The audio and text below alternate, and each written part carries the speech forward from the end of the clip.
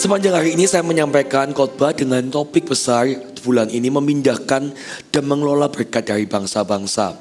Saya sampaikan 3 ibadah sampai nanti siang. Yang pertama saya akan sampaikan berkat dari janji dan penyertaan Tuhan. Ternyata kita tuh bisa loh mengalami pemindahan berkat dari bangsa-bangsa. Itu dimulai dari berkat dan penyertaan Tuhan. Tuhan dengan mudah akan bisa memindahkan berkat dari bangsa-bangsa ke dalam hidup kita. Janji dan penyertaannya itu ya dan amin. Dan yang kedua nanti saya akan bicara tentang Mordekai. Bagaimana seorang hidup dengan prinsipnya, bagaimana dia itu menjaga kehidupannya. Saya berikan judul nanti ibadah yang kedua adalah berkat keluputan dan promosi yang dipindahkan untuk orang benar. Dan yang terakhir nanti jam 11 saya sampaikan adalah hidup dengan nilai yang benar, di mana saya akan menceritakan anak asuh dari Mordekai, yaitu Esther. Gitu ya. Ibadah pertama kita mulai ya. Kita buka di kitab Keluaran pasal yang ketiga, ayat 19 sampai 22. Sebelum kita membacanya, kita akan berdoa sama-sama dulu untuk firman Tuhan.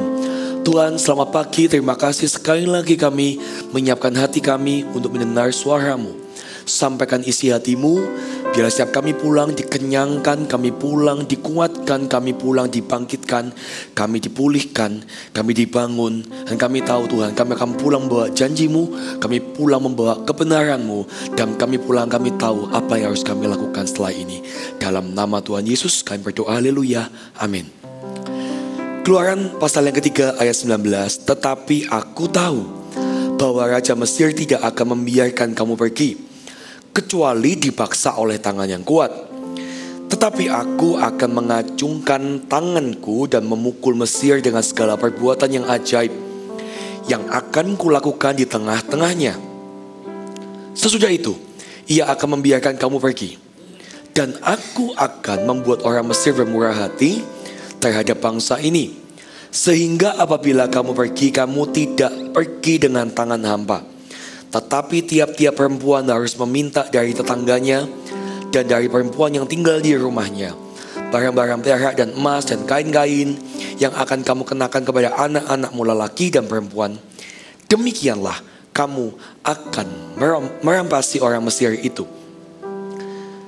Ketika kita baca ini, kita tahu bahwa Allah itu menyatakan janji melalui Musa bahwa bangsa yang kupilih ini akan diselamatkan dan dilepaskan dari perbudakannya. Dan bukan hanya itu, Tuhan janji, dan Tuhan kasih penyertaan bahwa gak akan kamu keluar dengan tangan hampa, tapi aku akan mendandani kamu dengan cara yang gak mungkin bagi manusia, yaitu dengan minta kepada musuhnya. Sebelum pergi itu minta sama musuhnya, aku minta ini. Dia tunjuk barang perak, emas, kain, semua yang bernilai mahal itu diminta. Dan Tuhan katakan, musuhmu akan kasih itu kepadamu. Semua yang Tuhan katakan tuh kayaknya gak mungkin. Kenapa? Karena Israel itu sudah dijajah atau diperbudak oleh Mesir ratusan tahun. Kedua, bagaimana penjajah bisa punya hati untuk yang dijajah? Yang Tuhan katakan melalui Musa yang seakan-akan di atas awan-awan. Pernah gak Anda dapat janji yang gak realistis? Pernah gak Anda dapat perkataan atau pernyataan Tuhan yang mana Anda dengan lebih mudah secara manusia berkata, masa sih? Karena saking sulitnya Anda bayangkan itu. Dan itu terjadi untuk bangsa Yahudi. Setiap perkataan yang Tuhan katakan itu kayak di luar nalarnya mereka. Tapi berbicara mengenai memindahkan dan mengelola berkat bangsa-bangsa, kita itu jangan pakai pikiran kita dulu. Bayangin ya, mindahin harta bangsa-bangsa ke kita aja itu gak mungkin. Tapi ayat itu sudah dibahas oleh Pastor Philip di minggu pertama kemarin. Di Yesaya, bagaimana berkat bangsa-bangsa akan dipindahkan kepada orang percaya. Kalimat itu aja udah gak mungkin. Tapi kalau Tuhan tulis di situ, itu artinya menjadi bagian kita untuk kita bisa alami. Makanya kita perlu tahu dulu bahwa Dia Allah yang berjanji adalah Allah yang menepati. Dia Allah yang menyertai, Dia juga Allah yang akan setia berjalan dengan kita. Jadi sebenarnya hidup orang Kristen ya, kalau betul-betul kita bisa menaruh percaya kita, bergaul karib dengan Tuhan setiap harinya. Menurut saya, hidup orang percaya itu paling enak. Kenapa? Karena kita diizinkan berjalan di dalam atau di atas kemustahilan terus. Hal yang gak mungkin itu bisa. Apa yang sulit bagi Tuhan itu gak ada. Mulai satu demi satu Tuhan bukakan. Namun yang jadi masalahnya adalah banyak orang gak bisa percaya dengan mudah apa yang Tuhan katakan. Padahal bagian kita gampang loh, percaya. Tapi percaya menjadi sesuatu yang susah karena saking gampangnya.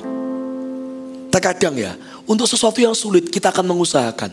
Tapi karena saking gampangnya, kita menganggap itu kayaknya gak mungkin. Coba kalau Anda dikasih janji sama Tuhan, Tuhan akan berkati Anda, tapi Anda harus kerja siang malam selama 10 tahun. Anda pasti akan kerjakan karena menurut Anda itu lebih mungkin. Oh, aku kerja 10 tahun, setelah ini aku akan tuai hasilnya. Tapi kalau Tuhan bilang, percaya, nanti aku akan kasih berkat bangsa-bangsa. Anda lebih susah percaya. Karena lebih gak bisa diukur. Tapi terkadang, berkat Tuhan memang gak bisa kita ukur dengan pikiran kita. Dia Tuhan dan bukan manusia.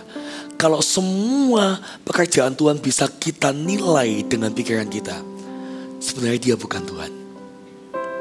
Maka bagian yang pertama adalah penyertaan Tuhan dimulai dari ketika Tuhan bilang kepada Musa, aku akan bawa keluar bangsaku dan aku akan dandani bangsaku.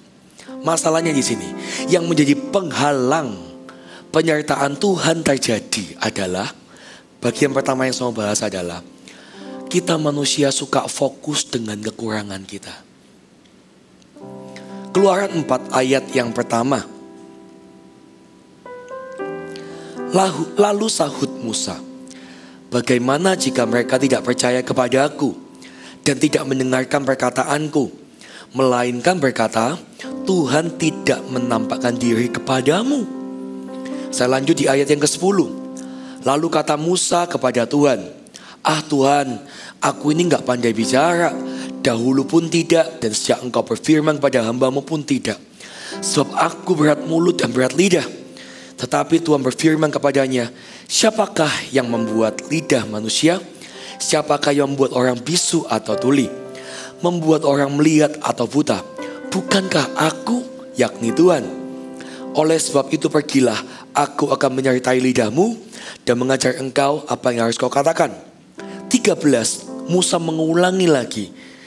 Tetapi Musa berkata, Tuhan, utuslah kiranya siapa saja yang patut kau utus. Dan kemudian di ayat berikutnya dikatakan, maka bangkitlah murka Tuhan kepada Musa.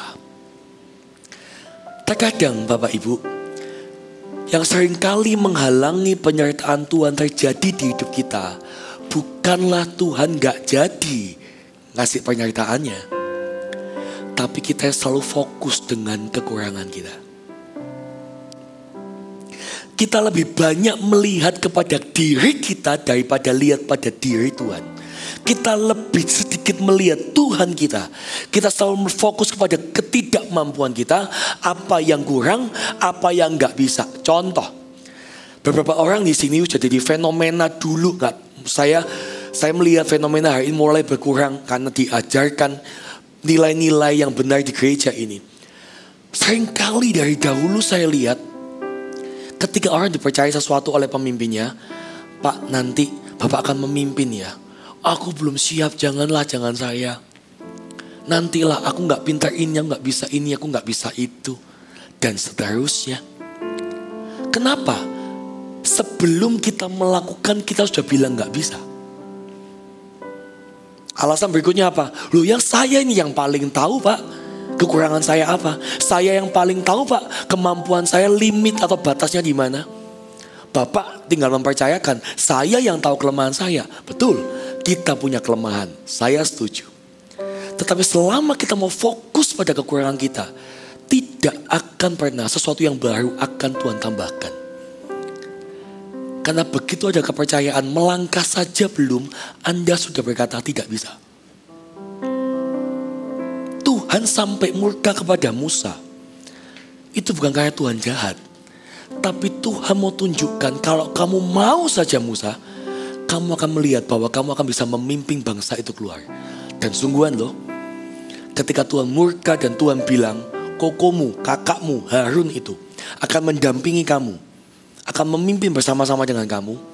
Dan setelah itu Musa mau, singkat cerita, dan Musa memimpin jutaan umat keluar dari Mesir. Kalau Musa gak mau melangkah, kalau Musa bersikeras bisa gak? Bisa. Tetapi Musa tidak akan pernah melihat bagaimana Tuhan bisa menyertai hidupnya.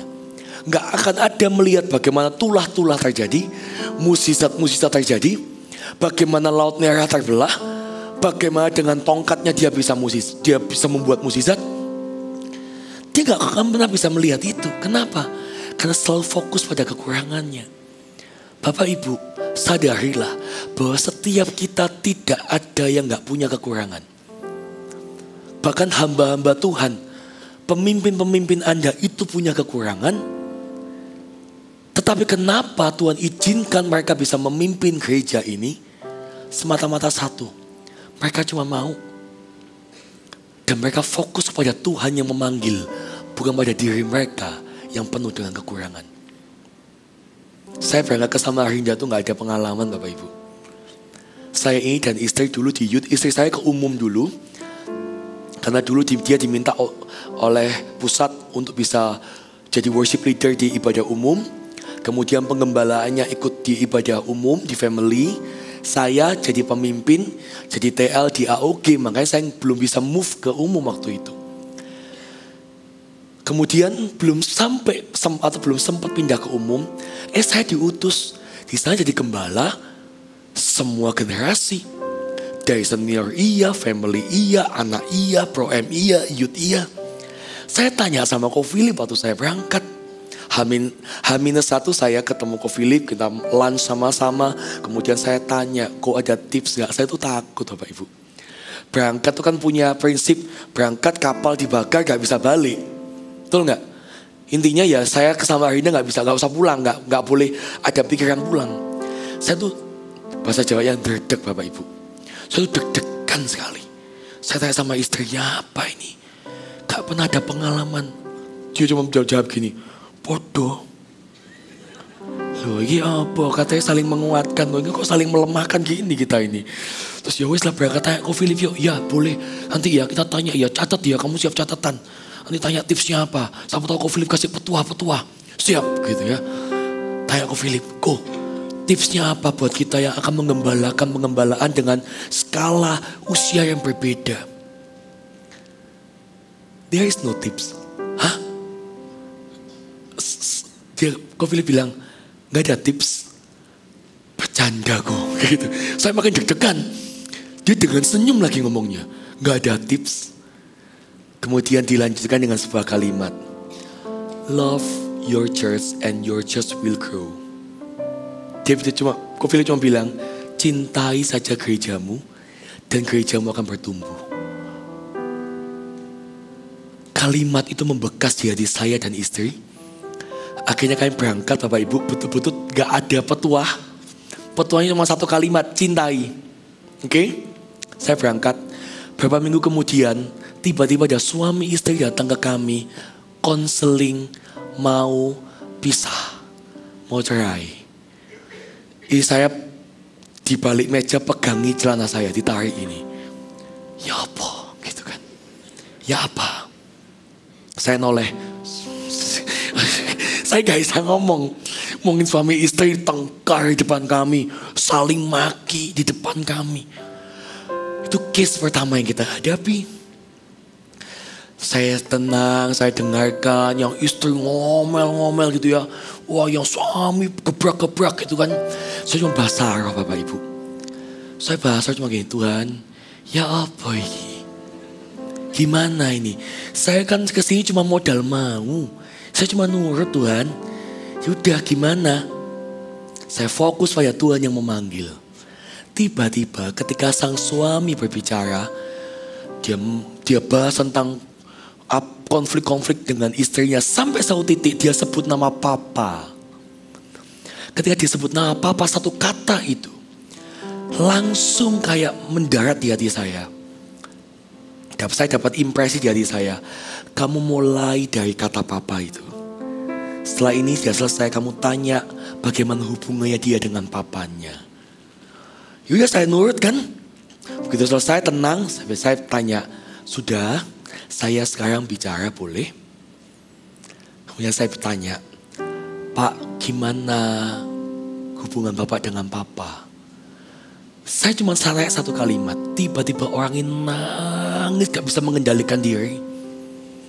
Ternyata hubungan dia dengan papanya itu rusak, yang notabene menjadi cikal bakal bagaimana dia memulai hubungannya dengan istrinya. Dia gak pernah punya gambaran keluarga yang baik. Dari situlah saya masuk untuk memulihkan pasangan ini. Setengah jam kemudian mereka pulang gandengan tangan. So istri saya tanya, kok dia sambil senyum gitu ya, seneng kan dia berhasil gitu ya. Kok pernah nangani kayak gini? Wah dia lancar loh. Gak, ini pertama kali. Saya bilang ini pertama kali. Loh kok tadi enak lancar gitu. Aku gak ngerti deh, hatiku deg-degan ini ya apa caranya. Tiba-tiba Tuhan tuh yang bekerja. Bapak Ibu, ketika kita fokus bukan melihat diri kita, Tuhan yang akan berjalan di depan kita. Amin. Hari ini fokus Anda pada siapa? Kenapa penyertaan Tuhan gak pernah terjadi dalam hidup kita? Karena selama ini kita selalu fokus dengan diri kita, kekurangan kita, akhirnya kita memutuskan untuk gak berangkat. Kita memutuskan untuk stay di tempat, tinggal di sini, gak mau melangkah. Disitulah Anda tidak akan pernah bisa melihat penyertaan Tuhan. Penyertaan Tuhan akan terjadi ketika Anda mau berangkat, Anda melangkah. Amin. Yang kedua, kenapa kita itu tidak bisa melihat penyertaan Tuhan? Apa yang jadi penghalang penyertaan Tuhan terjadi? Karena kita selalu hidup oleh fakta. Saya jelaskan dulu supaya Anda gak salah paham. Loh emang kita gak boleh hidup dengan melihat fakta? Apa kita harus denial, kita harus menyangkal fakta? Keadaannya sebenarnya tidak. Kita gak boleh menyangkal fakta. Fakta tetap harus diterima.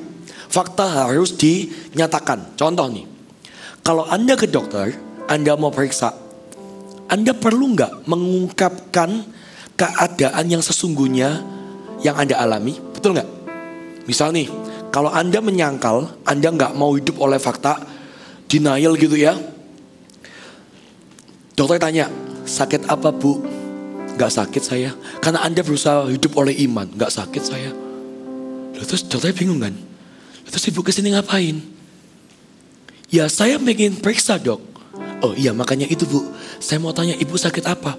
Enggak, saya sehat. Anda berusaha menolak atau menyangkal fakta. Enggak kan? Anda ke dokter Anda akan mengungkapkan fakta. Kalau Anda ditanya, faktanya apa?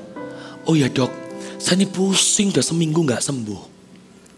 Terus tenggorokan saya kayak kering terus dok. Coba dok kenapa ya? Kadang beberapa kali demam tapi ya enggak selalu. Nah Anda berusaha mengungkapkan fakta. Fakta itu diungkapkan dengan tujuan supaya dokter bisa kasih obat yang sesuai. Karena fakta dinyatakan. Sama dengan kehidupan. Kita nggak perlu menyangkal fakta yang ada. Kalau memang Anda punya masalah, kalau memang ada sesuatu yang Anda perlu hadapi, terima keadaan itu, nggak usah menyangkal. Tetapi kita tidak boleh hidup berdasarkan fakta. Bedanya apa? Bedanya ini. Kita menerima fakta itu, tapi kita itu jangan lupa bahwa Tuhan Allah kita bekerja melampaui fakta. Buka dengan saya Keluaran 6 ayat yang ke-8. Lalu Musa mengatakan demikian kepada orang Israel. Tetapi mereka tidak mendengarkan Musa karena mereka putus asa dan karena perbudakan yang berat itu. Saya ulangi, mereka nggak mau karena mereka nggak mendengarkan Musa karena mereka putus asa dan karena perbudakan yang berat itu. Jadi faktanya adalah keadaan bangsa Yahudi atau Israel ini berat. Mereka diperbudak, kemudian mereka itu lemah, mereka itu udah ratusan tahun seperti itu. Saking beratnya fakta yang terjadi, mereka tidak berani beriman, mereka nggak berani melihat bahwa mana mungkin nanti kita bebas. Maka diajak sama Musa untuk keluar dari Mesir, nggak mau. Saking mereka percaya oleh fakta bahwa ini nggak mungkin. Nah kalau ini sudah dalam kategori hidup oleh fakta. Kita nggak menyangkal fakta, tapi jangan hidup berdasarkan fakta. Faktanya memang nggak enak, tapi ingat satu hal. Kalau Tuhan berjanji engkau akan keluar dari masalah, hiduplah dari janji Tuhan, bukan dari fakta. Ketika bangsa Israel dijajah dan keadaannya nggak mudah, tapi Tuhan bilang kamu akan keluar. Harusnya mereka melihat janji itu, bukan fakta yang dilihat. Karena Tuhan bekerja melampaui apa yang bisa kita lihat sekarang. Contoh nih. Ada seseorang yang sakit. Kemudian saking beratnya dan hasil diagnosa mengatakan dia ini sakitnya sudah parah. Dan dokter berkata ini gak mungkin. Sulit terkadang orang itu hidup oleh iman, tapi seringkali hidup oleh fakta. Fakta harus diterima Bapak Ibu. Tapi ingat satu hal, bahwa Allah kita itu bekerjanya melampaui fakta. Suatu ketika mama saya dirawat di Jakarta, dan dokter kunjungan sampai beberapa ketua organisasi dokter di Jakarta itu mengunjungi mama dan berkata kondisi ibu ini sudah tidak memungkinkan untuk ditangani di sini. Saya pernah sekolah di sebuah negara dan di sekolah itu ada satu alat yang bisa dipakai untuk ibu ini. Hanya di negara itu. Kalau mau saya akan buat surat rekomendasi untuk ibu bisa berangkat ke sana. Faktanya itu sangat membuat kita gak bisa bergerak bebas. Kondisi mama saya sudah gak memungkinkan untuk pergi jauh. Kemudian dokter itu keluar selesai menyampaikan fakta. Kita gak denial, kita gak menyangkal. Tapi tiba-tiba marketing dari rumah sakit itu datang ke kamar mama. Ternyata dia adalah anak Tuhan. Dia bilang seperti ini kepada saya. Saya dengar dokter sudah menyampaikan keadaan mama ya. Betul, saya bilang. Oke, gak apa-apa. Dokter harus dan wajib menyampaikan keadaan yang sesungguhnya. Karena itu tugasnya. Dokter harus bisa menyampaikan fakta sejelas-jelasnya. Karena itu tugasnya. Tapi bukankah kita punya Yesus, dokter yang juga berhak ngomong sesuatu untuk anak-anaknya? Tiba-tiba dia datang memberikan kalimat itu. Dia bilang, kalau dokter berhak ngomong fakta yang terjadi atas mama, Tuhan kita juga berhak ngomong fakta dan apa yang akan terjadi atas anaknya. Dan kalau Tuhan bilang mamamu sembuh, pasti mamamu akan sembuh. Tergantung sekarang, kau percaya yang mana? Hari itu, saya pegang kalimat marketing rumah sakit yang anak Tuhan itu. Saya datangi mama dan saya berkata, Mama dengar di kata dokter apa? Iya. Tapi ingat Tuhan juga berhak ngomong sesuatu untuk mama. Hiduplah oleh perkataan Tuhan, bukan oleh fakta yang sedang mama alami. Singkat cerita, dokter izinkan mama pulang. Dan puji Tuhan tahu gak apa? Mama pulang dan periksa ke Surabaya. Setiap minggu dia cek progresnya seperti apa. Dokter itu kaget. Setiap minggu itu report labnya mama semua itu baik. Dan secara cepat dalam waktu 1 bulan mama kembali sehat. Gak ngerti gimana caranya. Berkemuliaan buat Tuhan. Tapi satu hal yang saya tahu, Allah ternyata bekerja dan menyertai kepercayaan kita kepadanya. Bapak Ibu, jangan menerima keadaan begitu saja. Keadaan itu memang harus diketahui jelas-jelasnya. Tapi hidup kita jangan berdasarkan keadaan. Amin. Karena selalu ada pengharapan di dalam Tuhan. Don't give up. Jangan berhenti sekarang. Kalau pagi ini Tuhan masih izinkan Anda bangun pagi, itu artinya masih ada pengharapan dan Tuhan masih kasih jalan keluar dan pekerjaan Tuhan masih nyata dalam hidup kita. Amin. Jadi jangan klaim diri sendiri bahwa udah gak mungkin, ya aku tinggal tunggu waktu. No. Kalau Allah masih izinkan Anda bangun hari ini, Anda masih dengarkan firman ini, itu artinya Tuhan masih ingin bekerja melalui Anda. Tuhan masih ingin bekerja di dalam Anda. Amin. Yang ketiga, apa yang menjadi penghalang penyertaan Tuhan? Ketidaktaatan. Jelas. Kalau kita gak taat, kita gak akan jalan, kita gak akan melangkah. Keluaran 12 ayat 35 dan 36.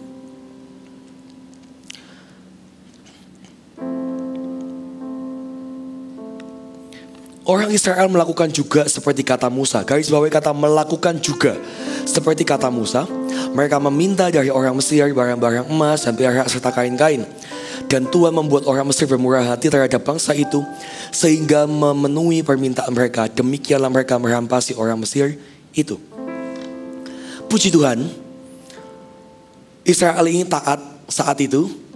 Tuhan ngomong minta ya, kemudian mereka betul-betul minta. Bayangkan kalau poin 1 dan poin 2 mereka gak menang. Musa gak mau melangkah karena Musa itu selalu fokus sama kekurangannya. Dia selalu melihat bahwa dirinya ini gak pintar ngomong, dia itu gak bisa, dia ini dan itu. Dan kemudian bangsa Israel, kalau gak menang di poin kedua, mereka gak pernah mau melangkah. Karena mereka selalu hidup oleh fakta. Gak akan ada poin ketiga, di mana mereka akhirnya melangkah dan memberanikan diri minta sama musuhnya. Aku minta emasmu, aku minta perak itu, aku minta kain-kain ini yang mahal-mahal itu diminta. Tahu nggak? Poin ketiga adalah sebuah langkah eskalasi iman dari bangsa Israel. Tapi yang saya sampaikan adalah kebalikannya. Ketika ketidaktaatan terjadi di hidup kita, sebenarnya apa yang Tuhan katakan juga gak akan terjadi di hidup kita. Tuhan katakan, aku akan membiarkan bangsa Mesir bermurah hati untukmu, akan kasih barang ini dan barang itu untukmu. Dan itu baru terjadi ketika Israel taat. Poin ketiga yang saya mau sampaikan adalah, seringkali kita klaim janji Tuhan. Dan ketika janji itu tidak datang dan tak kunjung datang, kita mulai marah dan kita protes sama Tuhan. Mana Tuhan janjimu? Mana Tuhan katanya Tuhan bilang seperti ini seperti itu. Padahal kunci sudah di tangan kita, tapi kita yang gak pernah pakai kunci itu untuk membuka pintu. Karena kita gak berani taat. Kita gak berani untuk melangkah. Bangsa Israel semudah itu cuma minta. Semudah dia minta, kasih aku barang itu. Seperti yang Tuhan katakan. Berapa banyak di antara kita yang gak berani klaim, yang gak berani melangkah karena melihat, mana mungkin musuhku akan memberkati aku. Mana mungkin musuhku dulu dia tuh lebih benci aku, masa dia akan bermurah hati kepadaku. Kita melihat fakta melebihi kemampuan Tuhan, akhirnya mengurungkan niat kita untuk taat. Bapak Ibu, yang Tuhan mau dari hidup kita cuma sederhana. Mau saja. Percaya gak kita? Taat saja. Saya digembalakan di gereja ini sejak saya masih sekolah. Saya ingat sekali perkataan Pastor Philip dari waktu saya masih di teen waktu itu. Pastor Philip bilang seperti ini. Delay obedience, delay glory. Ketika engkau menunda ketaatan, engkau akan menunda kemuliaan terjadi dalam hidupmu.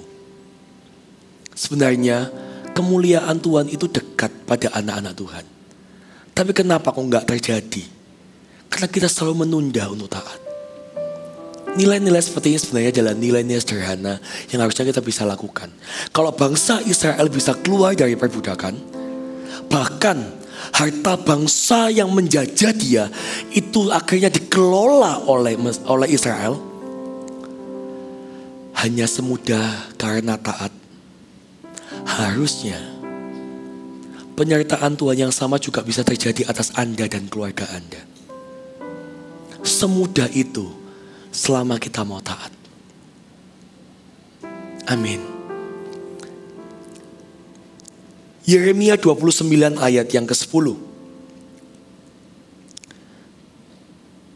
Yeremia 29 ayat yang ke-10. Sebab beginilah firman Tuhan, apabila telah genap 70 tahun bagi Babel, barulah aku memperhatikan kamu. Aku akan menepati janjiku itu kepadamu dengan mengembalikan kamu ke tempat ini. Coba kita bandingkan di kitab Esra 1. Esra 1 ayat yang ke-1. Pada tahun pertama zaman Kores Raja Negeri Persia, Tuhan menggerakkan hati Kores Raja Persia itu untuk menggenapkan firman yang diucapkan oleh Yeremia. Sehingga disiarkan di seluruh kerajaan Kores secara lisan dan tulisan pengumuman ini. Beginilah perintah Kores Raja Persia. Segala kerajaan di bumi telah dikaruniakan kepadaku oleh Tuhan Allah semesta langit. Ia menugaskan aku untuk mendirikan rumah baginya di Yerusalem yang terletak di Yehuda. Siapa di antara kamu termasuk umatnya, Allahnya menyertainya. Biarlah ia berangkat pulang ke Yerusalem yang terletak di Yehuda dan mendirikan rumah Tuhan Allah Israel, yakni Allah yang diam di Yerusalem. Dan setiap orang yang tertinggal dimanapun ia ada sebagai pendatang harus disokong oleh penduduk setempat dengan perak dan emas, harta benda dan ternak, di samping persembahan sukarela bagi rumah Allah yang ada di Yerusalem. Maka berkemaslah kepala-kepala kaum keluarga orang Yehuda dan orang Benyamin, serta para imam dan orang-orang Lewi, yakni setiap orang yang hatinya digerakkan Allah untuk berangkat pulang dan mendirikan rumah Tuhan yang ada di Yerusalem. 6. Dan segala orang yang di sekeliling mereka, membantu mereka dengan barang-barang perak, dengan emas dan harta benda dan ternak, dan dengan pemberian yang indah-indah, selain dari segala sesuatu yang dipersembahkan dengan sukarela. Bapak Ibu, waktu Anda baca ayat ini, Yeremia dan kemudian Kores ini hidup dalam zaman yang gak bersamaan. Yeremia menubuatkan sesuatu bahwa bangsa Israel akan 70 tahun dalam masa-masa perbudakan. Setelah 70 tahun Tuhan akan memperhatikan dan akan kembali ke Yerusalem. Tiba-tiba raja yang menjajah sudah ganti. Yang dulunya Babel, kemudian dipegang oleh Persia. Dan ketika zaman Persia Raja Kores itu, Tuhan menggerakkan, firman Allah katakan, hati raja ini untuk membangunkan rumah Tuhan di Yerusalem. Dan semua anak Tuhan harus kembali ke sana. Intinya gak boleh dijajah lagi. Pertama, hidup dalam zaman yang berbeda. Kedua, saya rasa Yeremia dan Kores gak saling kenal. Yang ketiga, yang Anda barusan baca ini, Anda merasa gak ini mirip dengan yang terjadi di Mesir? Bangsa Mesir itu mendandani bangsa Israel. Gak cuman keluar, tapi dikasih harta benda, dikasih modal, pergi hidup sana. Bangsa Israel ketika dijajah, mau kembali ke Yerusalem, dikeluarkan, bahkan harus disokong. Dan orang-orang sekelilingnya harus mendukung dengan emas, perak, dan barang indah. Dan segala sesuatu tentang pembangunan haruslah dilengkapi oleh kerajaan Persia. Waktu saya baca ini, ada sebuah kemiripan terjadi di zaman yang berbeda. Saya tahu satu hal, Allah kita tuh bekerja gak lekang oleh waktu. Janji Tuhan udah lewat 70 tahun loh. Tapi Tuhan genapi.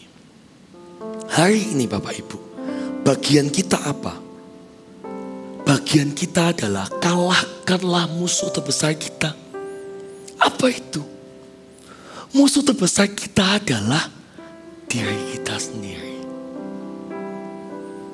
Amsal 4 ayat 23, coba dibuka ayatnya, kita baca sama-sama. Ini ayat terkenal sekali. Boleh ditayangkan Amsal 4 ayat 23? Sudah di sana? Oke. Baca sama-sama dengan saya ya. 1, 2, 3. Jagalah hatimu dengan segala kewaspadaan, karena dari situlah terpancar kehidupan. Kenapa kok Tuhan bilang jagalah hatimu? Kenapa hati mesti dijaga? Karena hati itu sifatnya fragile, gampang pecah.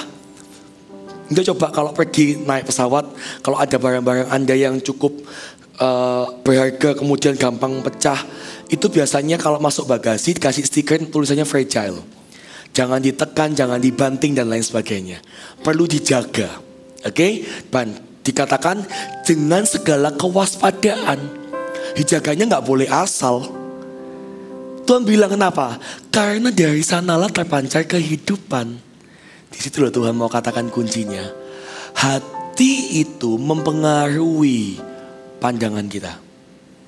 Hati itu mempengaruhi pikiran kita. Ketika kita meremehkan yang kita gak mau jaga hati, disitulah pandangan kita tentang sesuatu salah, pikiran kita tentang sesuatu itu salah. Tapi kalau hatinya benar, akan mempengaruhi apa yang dia lihat. Masalahnya sama, belum berubah, tapi cara dia melihat itu beda. Masalahnya sama, belum berubah, tapi dia berpikir tentang apa yang dia hadapi gak sama lagi. Kok bisa? Karena hatinya dijaga. Selama hati ini benar, itu mempengaruhi attitude kita, mempengaruhi tindakan kita. Saya kasih contoh. Bapak Ibu pernah gak bertemu dengan orang yang sensi?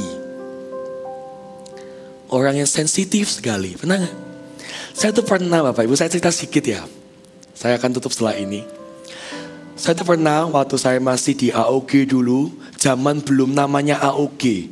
Dulu masih remasa dan pemasa. Saya jadi pemimpin di salah satu CG di remasa. Saya pergi ke salah satu mall di Surabaya, jalan sendirian aja. Di mall itu saya ketemu dengan satu orang Bapak Ibu, yang saya kenal. Satu satelit, dulu namanya ngomongnya satelit. Dulu saya satelit Bonet. Bonet Timur dulu saya. Oke, saya di Bonet lantai 3. Ada yang pernah tahu di Bonet dulu ada gereja? Jangan kau Bonet cuma beli jajanan loh Bapak Ibu. Di atas ada rumah Tuhan loh ya. Saya ke situ. Kemudian saya ketemu sama teman satu gereja di mall itu. Saya melambaikan tangan, nyapa si orang itu, gitu ya. Oke, saya mungkin mau cari contoh deh. Ibu yang pakai masker putih namanya siapa? Siapa? Liani. Oke. Katakan Ibu Liani ini adalah teman saya. Oke? Saya menyapa, gitu ya. Halo Liani, gitu ya. Kemudian Bu, gak apa, drama dikit lambaikan tangan ya. Oke, dia lambaikan tangan. Yang kenceng Bu, kan ini teman ya Bu ya. Oke, lambaikan tangan Bu ya, boleh lah. Dia dada sama saya, oke. Oh ya gitu kan. Nah di depan ada namanya Melisa. Oke. Kadang kalau kita ini fokusnya ke belakang, kadang yang di depan bisa ngekabur gak kelihatan. Mata kita tuh kan kayak lensa. Pernah lihat lensa foto? Kalau Anda fokuskan ke belakang, yang di depan bisa ngeblur. Betul ya? Kalau Anda fokus yang di sini, yang belakang kita nggak fokus, kita nggak lihat. Waktu saya fokus sama Ibu Liani, saya bisa miss yang di depan. Mall itu kan rame dan ketemunya juga nggak langsung ngobrol gitu, cuma ketemu nyapa, oke? Oh iya, terus pergi. Tiba-tiba waktu saya pulang, saya ditelepon sama pemimpin di atas saya. An, kamu tadi ke mall ini ya? Loh, kok tahu? Ada apa? Saya bilang gitu. Iya, aku barusan dapat telepon. Si A ini loh ngambek, gak mau ke gereja lagi, gak mau CG lagi, gak mau Tuhan-Tuhanan lagi katanya. Loh, lah po saya bilang kayak gitu. Iya, tadi bilang katanya ketemu Koaan di mall, udah di depan mata tapi gak disapa. Hah? Gak ketemu tuh aku, saya bilang gitu. Katakan dalam hal ini saya Melisa gitu ya. Terus gak ketemu saya Melisa. Tapi kamu ke mall ini kan? Betul. Kamu nanti ketemu sama siapa di? Ada ketemu Liani, ada ketemu ini. Coba kamu tanya sama mereka, siapa tahu memang betul Melisa ada di sana. Saya kontak Liani. Li, tadi ke mall kita ketemu, betul ya? Iya. Waktu aku nyapa kamu, pas detik aku dada-dada sama kamu lihat Melisa tak? Loh, ada ku di depanku tuh Melisa langsung. Loh iya tak? Loh aku gak lihat loh. Loh Melisa tuh di depanku ya apa tuh? Aku juga heran. Loh kok gak nyapa Melisa? Kok nyapa cuman aku ya? Oh mungkin kok gak ketok ya apa? Ya udahlah gitu loh. Ternyata betul ada Melisa dan saya ini manusia yang mungkin punya kekurangan gak ngeliat. Tiba-tiba sih yang namanya Melisa, maaf kata kalau ada kesamaan, semua ini fiktif belaka gitu ya. Tapi ini kejadian nyata yang saya namanya yang saya sudah lupa tuh siapa gitu ya. Dan saya kaget loh, sungguhan ada. Wah saya gak enak dong. Tapi Bapak Ibu, saya gak mau fokus kepada bagaimana kita harus lihat kalau ke mall harus awas lihat orang. Jangan sampai kelewatan. Setelah ini nih pulang dia mata kenal gak gitu ya. Saya Pak Samuel Handoko tuh pernah ngomong sama saya. Mending jadi kalau jadi pemimpin yang ramah. Semua jadi senyumian. Salah orang gak apa-apa daripada kita dianggap sombong. Karena Pak Sam pernah punya pengalaman kayak gitu. Di rumah sakit kunjungan, semua disalami ya senyumi. Gitu kan. Dia cerita sama saya, senyumi kabean tak salami. Terus saya disenggol sama Bu Sam. Siapa itu? Lu keluarga nih. Yang itu bukan gitu. Lu itu siapa? Orang lewat dia bilang gitu. Tapi kata Pak Sam, wis Pak Pano, wis gak apa-apa. Daripada dicap sombong, tak sapai kabeh kata Pak Sam. Nah kadang jadi pemimpin, jadi orang yang susah Bapak Ibu. Di tempat ramai gitu, Anda tahu saya gak tahu Anda. Terus kadang Anda tanya gini, Bapak ingat saya? Nah itu pertanyaan sulit. Betul gak? Bayangin, langsung sekilas gini Anda jemaat, terus Anda langsung tanya, Bapak ingat saya? Saya kemarin ibadah di PCM loh Pak, jam 7 pagi. Saya yang pertama kali. Terus Anda tanya ingat saya. Paling gak enak pertanyaan adalah ditanya ingat saya enggak? Kalau ketemu teman lama, ingat saya. Kalau teman deket masih ingat. Kalau teman cuma sekali kenalan, ingat saya. Mau bilang ingat bohong, dosa. Mau bilang gak ingat sakit hati. Biasa kayak gitu saya akali. Oh iya, siapa ya? Aku ini lupa ingat sorry loh. Saya sekalahin gitu. Kadang ya memang gak bisa. Kembali ke tadi. Kenapa ada orang yang langsung bisa memutuskan untuk tinggalkan Tuhan. Ninggalin Tuhan loh. Gak ke gereja loh. Terus gak mau bertumbuhan lagi loh. Gara-gara cuma gak disapa. Kenapa kok bisa se-fragile itu? Karena hatinya itu gak dijaga. Ketika hati itu gak dijaga, akan mempengaruhi cara pandang, akan mempengaruhi pikiran. Kenapa orang tuh gak berani hidup dengan iman sama Tuhan? Gak berani melihat penyertaan Tuhan. Karena hatinya salah. Dia sudah melihat masalah itu kayak segala-galanya. Sehingga akan mempengaruhi pikirannya dia. Bapak Ibu, Tuhan kasih hati di hidup kita, kita yang pegang kendali. Bukan sebaliknya. Perasaan gak boleh kendalikan kita. Kita yang kendalikan perasaan. Hati itu harusnya kita yang jaga. Bukan hati ya kita yang berkuasa atas kita. Jagalah hatimu. Supaya indah apa yang kau lihat. Dan benar apa yang kau pikirkan. Dan dengan itu Anda bisa lebih percaya kepada janji dan penyertaan Tuhan. Melebihi fakta yang Anda hadapi. Amin. Saya percaya kok. Harta bangsa-bangsa dari Mesir dengan gampang dipindah ke Israel. Akan juga bisa kita alami. Apa yang gak mungkin buat Anda. Misal nih tiba Anda punya musuh. Anda punya orang yang mungkin sudah menipu Anda. Anda punya orang dengan kasus-kasus tertentu yang sangat sulit. Gak mungkin aku bisa mengharapkan orang ini. Percaya saja. Kasusnya Israel sama Mesir ini gak mungkin. Kasusnya bangsa Yahudi sama Persia itu gak mungkin. Tapi kalau Tuhan bilang bisa, Tuhan akan buka jalan. Karena janji dan penyertaan Tuhan akan selalu bekerja untuk kita, orang-orang benar. Amin. Belajar sesuatu pagi ini. Ayo sama-sama kita jaga hati kita. Supaya sepulang ini pikiran dan cara pandang kita pun itu bisa selaras dengan apa yang Tuhan mau. Saya undang bangkit berdiri sama-sama.